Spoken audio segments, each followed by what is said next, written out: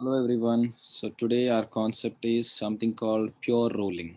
You must have heard it many times. So let's get into depth of pure rolling with few examples. Okay, whenever we say a body is in pure or rolling motion, so what are the things we are going to assume? Okay, so over here I'm going to draw the ground. For example, there is a sphere which is rolling on the ground. Let me draw the ground a little with some distance. Okay, actually it is on the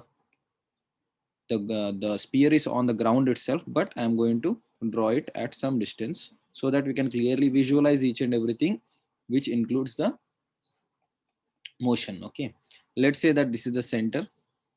Fine. And uh, the center has a translation of v. Let's say the center has a translation of v. Yes, v. See, whenever a body rotates, it has both translation rolls, it has both translation as well as rotation. Okay, rolling means it has both translation,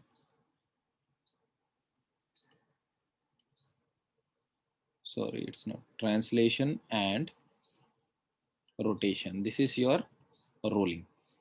So now as the body is having an angular velocity omega, since it is rolling, right, it needs to have an angular velocity omega, and as it is rolling, it's even translating velocity is v. Fine. So now before we go further, I want to clarify one thing with you all about the concept.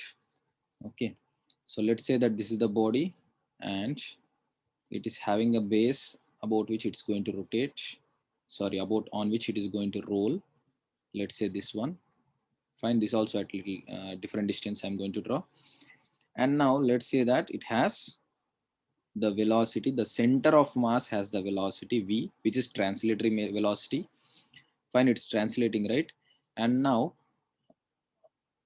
what can we say about the other points? So whatever the center of mass translates, at each and every point on this sphere, it will have same translatory motion. It means same translatory velocity should be given. So let me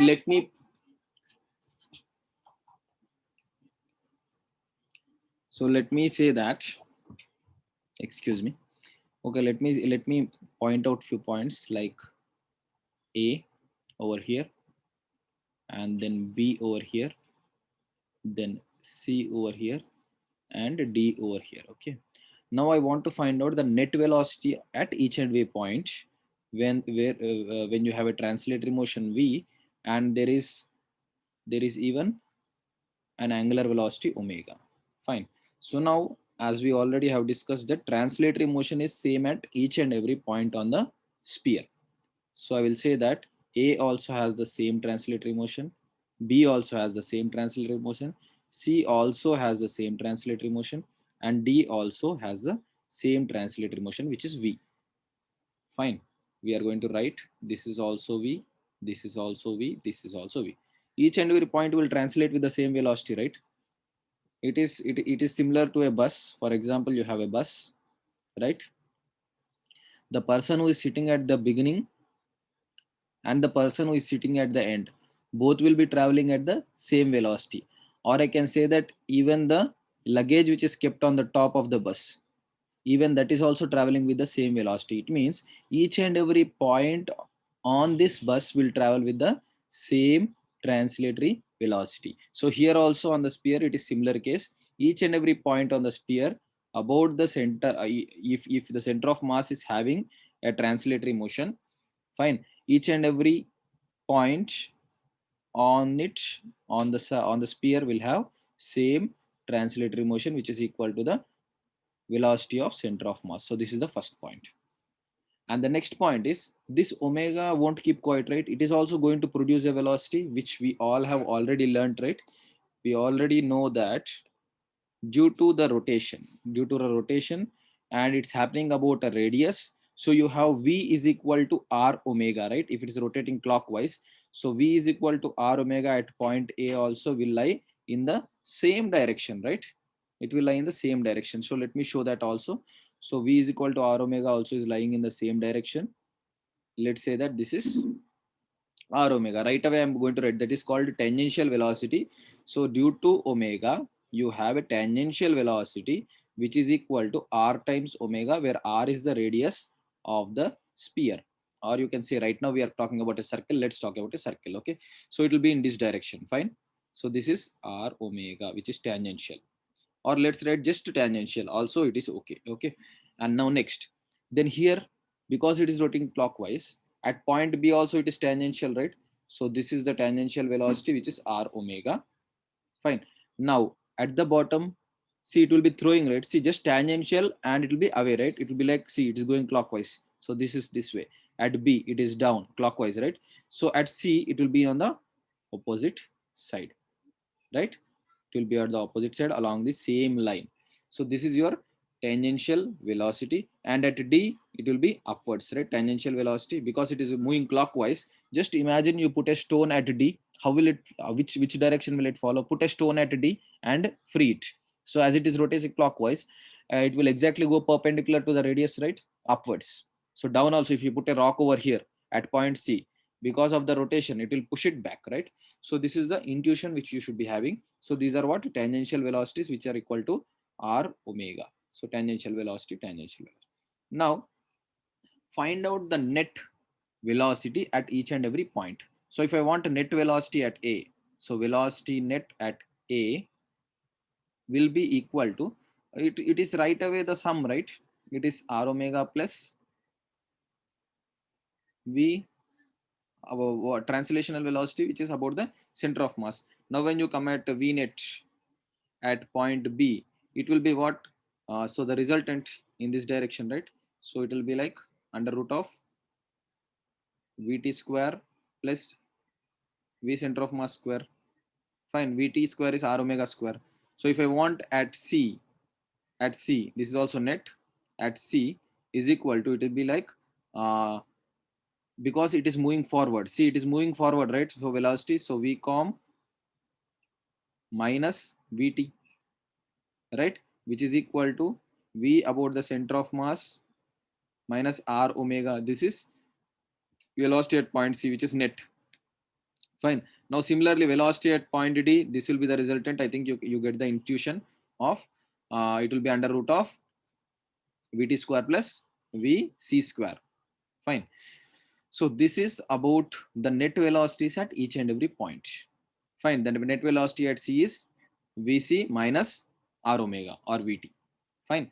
So now after this, now we'll come to the actual thing, which is what is pure rolling. What is pure rolling? Pure rolling. If initial concept is clear, this you can easily understand. So pure rolling is something where the relative velocity at the point of contact is zero. The relative velocity at the point of contact should be equal to zero. That is the rule of pure rolling. Fine.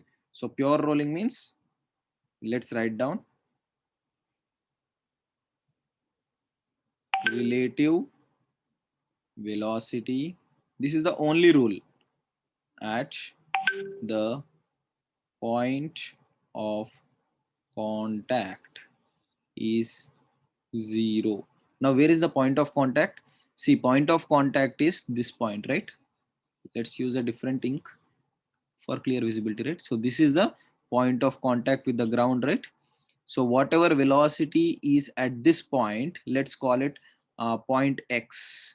So whatever velocity is at point X, it should be similar to the velocity of point Y. We said it is relative velocity, not absolute velocity. Okay, relative velocity. Relative velocity means X with respect to Y should be stationary. So that is the condition for pure rolling. It means, what is the meaning? See, you have two velocities right here. One velocity is the velocity of center of mass, let's call it Vc. Vc is the velocity of center of mass, and then you have another velocity because of omega in the opposite direction. And let's say that this is the velocity in the opposite direction. Let's use some other color, right? Yeah, so this is the velocity in the opposite direction.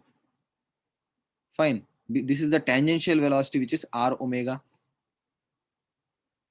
R omega. So now what is the meaning? So the net velocity at this point, since the ground is stationary, the net velocity at this point should be equal to 0. So the condition turns out to be, so net velocity at x, now point x. So net velocity at point x will be equal to, because the motion is forward, Vc will be greater than r omega, right? Fine. See, if the motion is forward, we can take that Vc is equal to greater than r omega, or you can say backward r omega will be the greater thing. But I think we don't need to mind about it right now. See, Vc minus r omega. Let it be anything. Let anything be greater, because V net is going to be 0, right? See, contact is 0. So I need 0 is equal to Vc minus r omega. So now you got the condition for characteristic, condition for pure rolling should be Vc equal to r omega. It means whatever the forward translatory motion is there, that should be equal to the tangential velocity. Fine. Translatory velocity will be equal to tangential velocity at the point of contact. Remaining points, it can be anything, as you have seen already. Remaining points can be anything. So this is the condition for pure rolling for most of the cases. Fine. Why we are saying most of the cases is we will come to know further. Fine.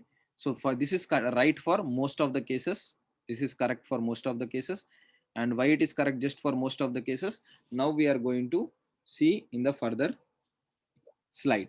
Fine. Now again I am going to take a pure rolling case. Let's take a pure rolling case. One more pure rolling case. Let's say that you have a disk. Let's say just it's a disk. Okay. It's a disk.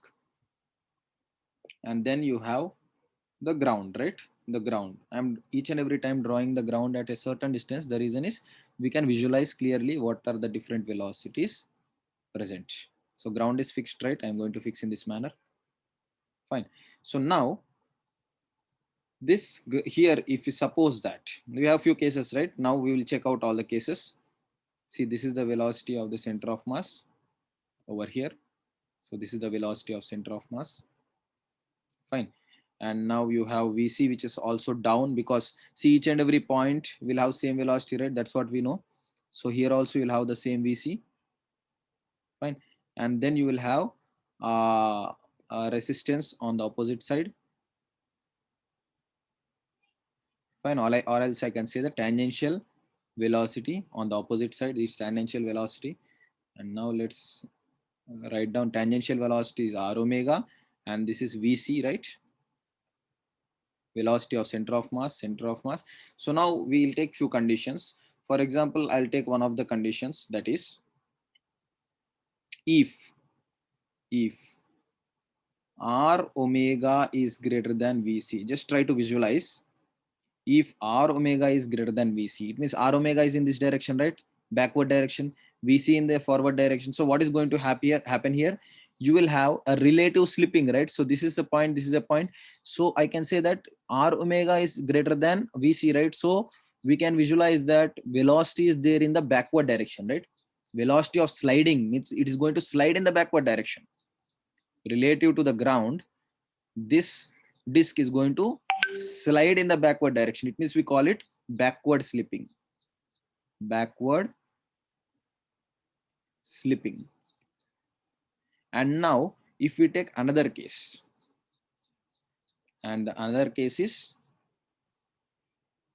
this one over here. So this is a disk, and then you have the ground. You are even going to take the ground. Ground is over here. Fine. So this is the ground, and ground is usually fixed, right? So I'm going to fix it. Here also you have the same thing, like you have this center of mass translating. So center of mass has a translational velocity Vc, and then the same is the same is having, means each and every point on the disk will have the same translatory velocity.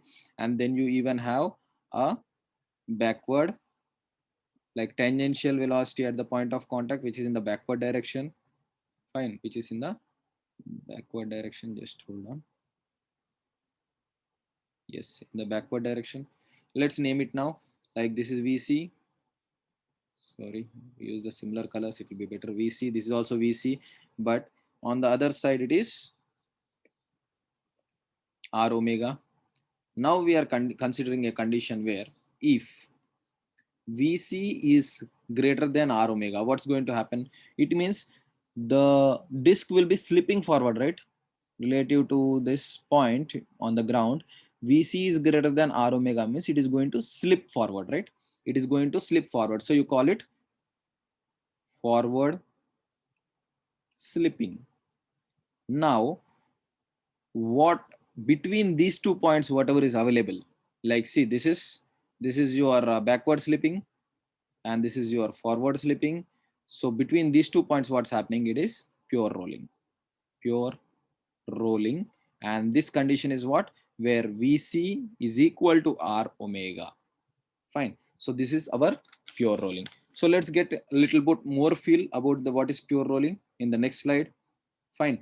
I said that the case where this first case VC equal to R omega, this is a condition for pure rolling. Fine. It is a condition for pure rolling, but it is only true in 90% of the cases. Then what about the 10% of the cases? Now we are going to discuss about the 10% of the cases where it will not be true. Fine. So we are going to take the ground now. Fine. So this is our ground. It's actually not a ground. Now we are considering a velocity even for that ground. It means just imagine that this is a bus on which you have a disk. So bus is also having a motion, right? Bus is also having a motion. So that type of case will solve the 10% of the problems. So with the first condition, you can solve almost 90-95% of the problems. But if a problem comes up where even the ground is having motion, for example, even the base at or the point of contact is having motion. See, I'm going to put this. Now we are going to have velocities, right? Clearly we have to mention all the velocities. So I am giving a velocity of the ground, right? I'm giving a velocity for the ground. Let's say that it is V1. Velocity of the ground is V1. And let's say that velocity of your center of mass, even this is having a velocity. Let's say that it is VC as usual. And the same velocity will be there on all the points, right? According to the rule that we discussed in the beginning. So same velocity should be there even here. So this is also VC. Fine. This is also VC. Now, if it is having a rotary motion, so with omega, so it's going to have a tangential velocity in the opposite direction, right?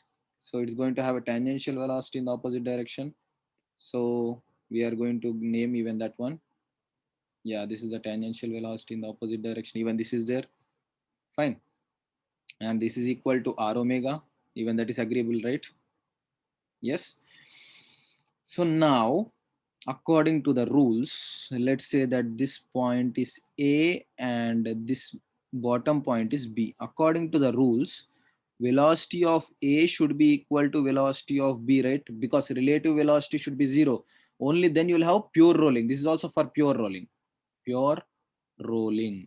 So this should be equal, right? But what is net velocity of A and what is velocity of B? See, velocity of B is velocity of the bottom plate itself, right? So bottom plate is V1. So I'll write velocity of B is V1 is equal to what is net velocity of A? Net velocity of A, if it is translating forward, if this rolling motion is happening forward, like see, I have given this is omega. So obviously you can say that this is having a pure rolling motion in the forward direction. So I can say net velocity is VC minus R omega, right? So now I can write down here clearly if I want to find out omega for pure rolling. Earlier we found out right over here. So condition for pure rolling, V is equal to R omega and omega should be equal to VC by R, right? So from here I can write down omega is equal to VC by R. So this is one of the conditions. And the next condition here in terms of omega, if I'm going to write, so it will be like R omega is equal to VC minus V1. So omega is equal to VC minus V1 by R. Fine. So this is the condition which needs to be used if even the bottom plate is moving. With this, the 10% of the other problems you can easily solve. Fine. So the 10% of the problems you can solve using this equation is the if even the ground is moving, like a plate is moving. So now apply the same condition to this. Suppose I fix the plate. So V1 will be equal to 0, right? Suppose I fix the plate. V1 will be equal to 0. Now substitute V1 equal to 0 in this equation. You will get VC by R. Omega is equal to VC by R. Come to the first case. Omega is equal to VC by R. So it is the same condition. Fine. You got the same results, right? So here, this condition is applicable for any problem. Like even if the ground is fixed, just put V1 equal to 0. You use the same formula for each and every case. You are going to get proper results. Now, finally, so what are the different rules which we need to have for pure rolling? Whenever a body is in pure rotation, whenever a body is in pure rotation, just put a line here. So whenever a body is in pure rotation, so we have a few rules where I'm taking reference as this diagram itself. Fine. So the reference is the same diagram.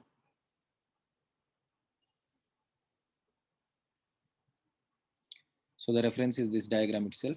I'm going to say that now when acceleration comes up into the picture, before we get into the reference, when the acceleration comes into the picture. Now what about acceleration? Is even the acceleration 0 at the point of contact? So that's what we need to study right now. So now we are talking about acceleration. Till now we have spoken about rotation, right? So now I'm going to talk about acceleration. Fine. So before we get into acceleration, whenever you need to understand one thing, which is very, very important. Whenever a body rotates, whenever there is a rotation in a circular manner, you have two types of acceleration. Fine. So one is tangential acceleration. Suppose it's rotating clockwise. So you have a tangential acceleration, which is in this direction. And then I'm just assuming that this body is rotating, fine, about a center. About a center, it's rotating. Let's assume that it's a disc which is fixed at the center and rotating.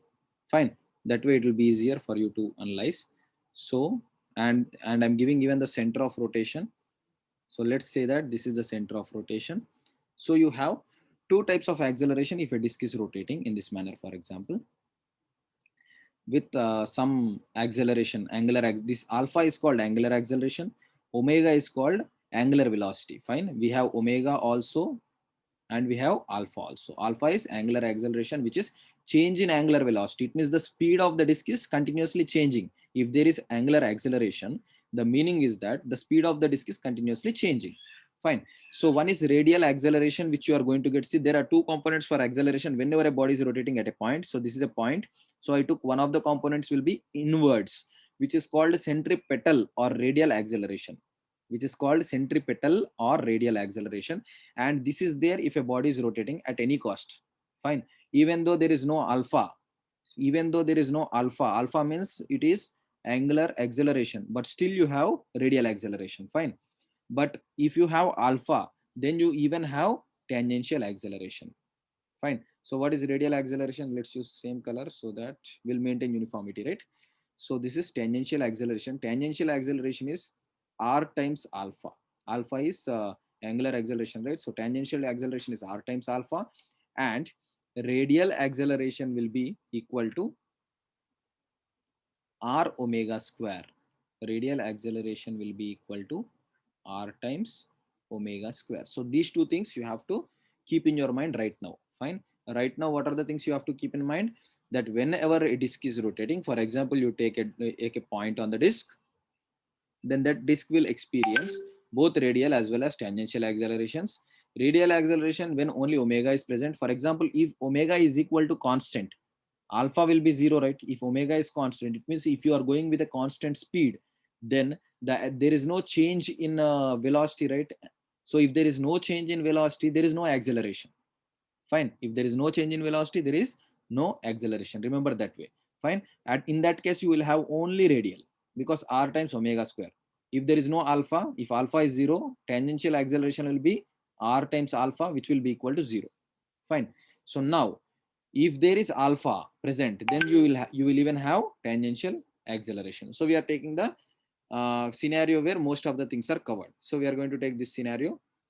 where your circle, you have a disk, and disk is rotating with certain acceleration. Now we are going to analyze it clearly.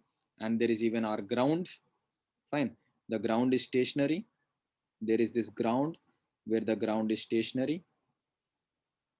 And I'm taking a fixed surface. This is fixed. Fine. Now, the center of your disk is going to have an acceleration, right? Let's say that, see, if it is accelerating, if the disk is accelerating linearly with certain acceleration, fine, it is called acceleration of center of mass. Fine. Now each and every point should have the same acceleration, right? Each and every point. So at the point of contact we are going to check right now, because that is our important task, right? At the point of contact, what is the acceleration we are going to have? We will have the same acceleration, right? See, linear translation acceleration is distributed, it is same. It's similar to in bus. If everyone is traveling, everyone is facing the same acceleration, right? Translation acceleration, everyone on the bus is facing the same translationary acceleration, but the wheels are facing even tangential acceleration, right? But are you facing tangential acceleration? Are you facing radial acceleration because wheels are facing? No, right? Only rotating members will face those things. Fine. So now we are going to take radial acceleration, which is going up to the center, right? Radial acceleration, which is going to the center. So this is radial acceleration from the point of contact upwards, which is radial acceleration. In this direction it will go. Fine, it will go in this direction. Don't worry about the vector. I have just drawn it for further references upwards. Okay, it is going to go upwards, but I have crossed the center line over there. And next you have even what acceleration? Tangential acceleration, right? If the disk is accelerating tangentially, you even have tangential acceleration. Fine. If it is accelerating alpha, you have tangential acceleration. Now we are going to write tangential acceleration at is equal to r alpha. Fine. See, I'm giving for this, I'm giving alpha, and even omega is present. Of course, if alpha is present, omega should be present, right? Because differentiating omega with respect to time is alpha. Fine. So this is a radial. So you know what is radial, right? Radial is r omega. So let's call it a radial. So now let's name the points. Let's name the point x over the top and y over the bottom. So what is the condition? The condition is, I'll write over here, ax should be equal to ay, right? Acceleration should be equal, because the net acceleration should be equal to 0. Finally, the net acceleration should be equal to 0, because there should not be any relative acceleration. If there is relative acceleration, if there is change in velocity of x with respect to y in the linear fashion, what will happen? Automatically there will be slipping, right? So what are not allowed here? Relative motion is not allowed between x and y. So relative motion between x and y, see, I'm talking about x and y, fine, not allowed. And then slipping, is it allowed? Not allowed. For pure rolling, these are the conditions. Fine. It means ax should be equal to ay.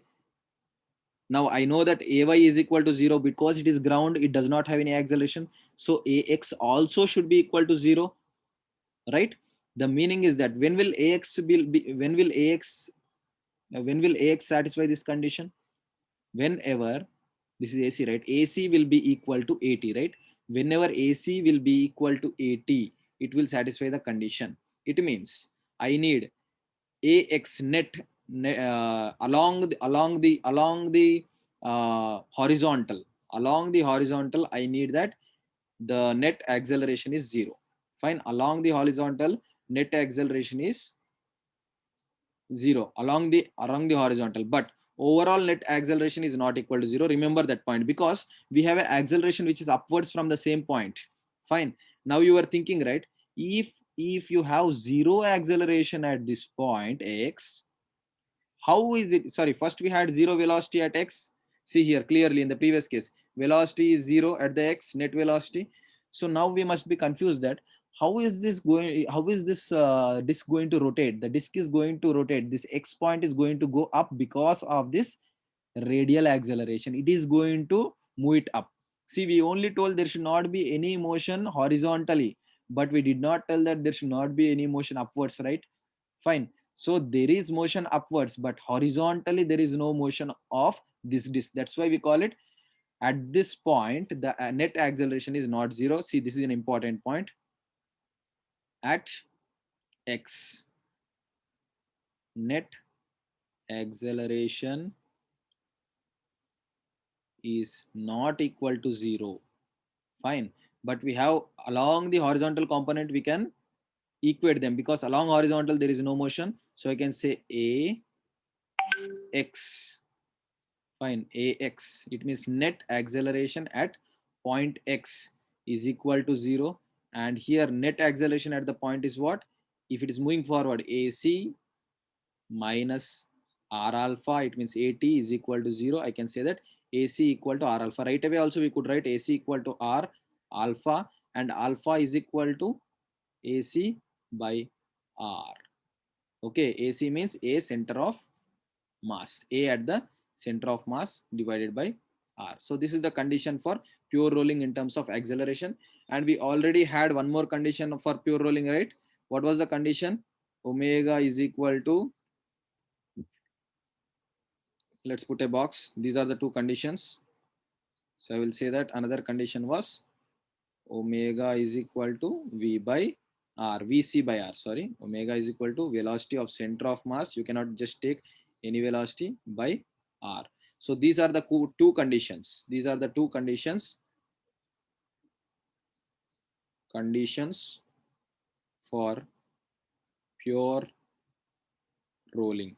It means the meaning is that at the point of contact, there is no friction. Yes, at the point of contact, there is no friction. How can I say that? Because there is no relative sliding. Only if there is sliding, there is friction, right? Only if there is sliding, there is friction. So now you can see that there is no relative sliding. Fine. So if there is no relative motion, there is no friction. So that's the conclusion which we can give from all these things. Fine. Only see, only if two surfaces rub, there is friction, right? There is no rubbing here, because see, velocity along the horizontal, along the surface of contact is 0. Acceleration along the surface of contact is 0. It only has acceleration which is radial, which is allowing it to rotate. Fine. So now we can conclude that. Conclusion.